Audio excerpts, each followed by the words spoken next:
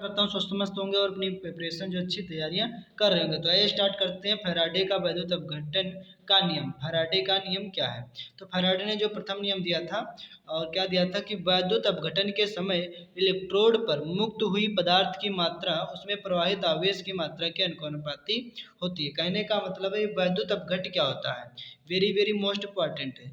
ये बोर्ड परीक्षाओं में पूछे गए प्रश्न है और हर बार बोर्ड परीक्षाओं में फैराडे का वैद्युत अपघटन का नियम पूछा जाता है। तो वेरी वेरी मोस्ट इंपॉर्टेंट है फैराडे का नियम क्या होता है, किन किन शर्तों पर लागू होता है।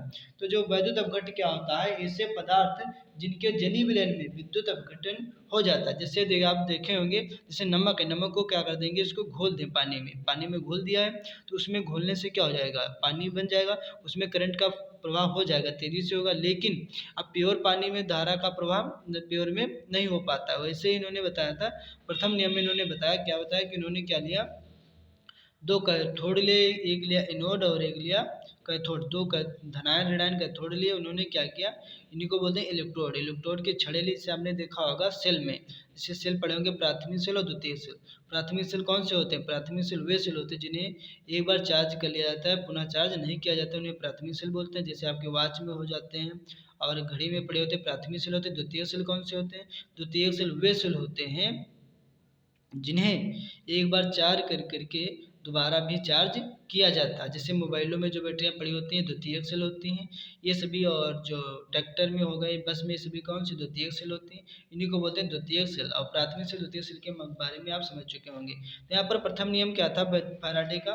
फैराडे ने जो प्रथम नियम दिया था तो उन्होंने बताया था कि वैद्युत अपघटन के समय इलेक्ट्रोड पर, मतलब विद्युत अपघटन का मतलब टूटने के समय इलेक्ट्रोड पर मुक्त हुई पदार्थ, मुक्त का मतलब समझे गायब हुई पदार्थ की मात्रा में उसमें प्रवाहित आवेश की मात्रा के क्या होता है, अनुक्रमानुपाती होता है। कहने का मतलब जो W होता है वो आवेश की मात्रा के समानुपाती। W क्या होता है? पदार्थ की मात्रा जो होती है वो आवेश की मात्रा के क्या होती है, समानुपाती होती है।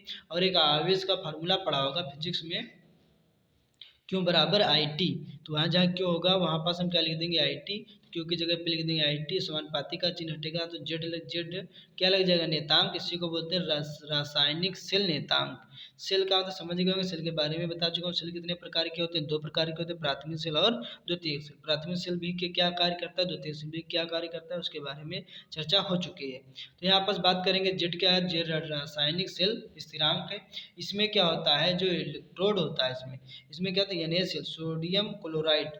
सोडियम क्लोराइड को जब मिलाते हैं तो सोडियम क्लोराइड जो होती है ये दोनों तरफ से रिएक्शन हो जाती है। तो NaCl का मतलब क्या होता है, जब NaCl को तोड़ा जाता है तो Na प्लस Cl माइनस में क्या हो जाता है, टूट जाता है। मतलब क्या हो जाता है, Na प्लस का मतलब क्या हो जाता है, इसका Na प्लस का मतलब हो जाता है कैथोड और Na माइनस का मतलब हो जाता है एनोड। तो इसी तरीके से इनको बोलते हैं उत्क्रमणीय अभिक्रियाएं होती हैं। उसके बाद द्वितीय नियम क्या है, फैराडे का द्वितीय नियम। तो फैराडे ने द्वितीय नियम जो बताया था कि यदि समान विद्युत धारा समान समय के लिए भिन्न भिन्न वैद्युत अपघट्यों में प्रवाहित की जाती है, मतलब कहने का मतलब यदि समान विद्युत धारा समान समय में अंतराल में भिन्न भिन्न वैद्युत अपघट्यों में प्रवाहित धारा की जाती है, धारा का प्रवाह किया जाता है, तो इलेक्ट्रोड पर मुक्त पदार्थ की मात्राएं तुल्यांकी भारों के समानुपाती होती हैं। जो कहने का मतलब जो तो मुक्त इलेक्ट्रोड पर मुक्त पदार्थ की मात्राएं तुल्यांकी भारों के क्या होती हैं, समानुपाती होती हैं। कहने का मतलब जो W1 होता है पदार्थ की जो मात्रा होती है E1 सेल के क्या समानुपाती। सीधे जो दूसरा जो इसी तरीके देखा होगा, यहाँ पर सेल का डायग्राम बना दिए हैं। यहाँ पर ये सेल दिया हुआ है, यहाँ पर सेल क्या हुई है, जो सेल जो बंधी हुई है, बैटरियाँ जो बंधी हुई है, इसीलिए तो यहाँ पर जो ये क्या है, W क्या है, तो W बताया है पदार्थ की मात्रा है, और यहाँ E क्या है, E1 सेल है, विद्युत वाहक बल है। यहाँ पर से क्या जो W1 होता है किसके, विद्युत सेल के क्या होता है, समानुपाती से। W2 होता है विद्युत सेल के क्या होता है, समानुपाती होता है। अब यहाँ पास क्या करेंगे, इनका जो रेशियो निकालेंगे तो ये W/W2 और यहाँ पास हो जाएगा E1/E2। तो यही हमारा क्या आ जाएगा, फैराडे का द्वितीय नियम हो जाएगा। उसके बाद फैराडे की सीमाएं भी बताएंगे, क्या होती है फैराडे की निम्न सीमाएं।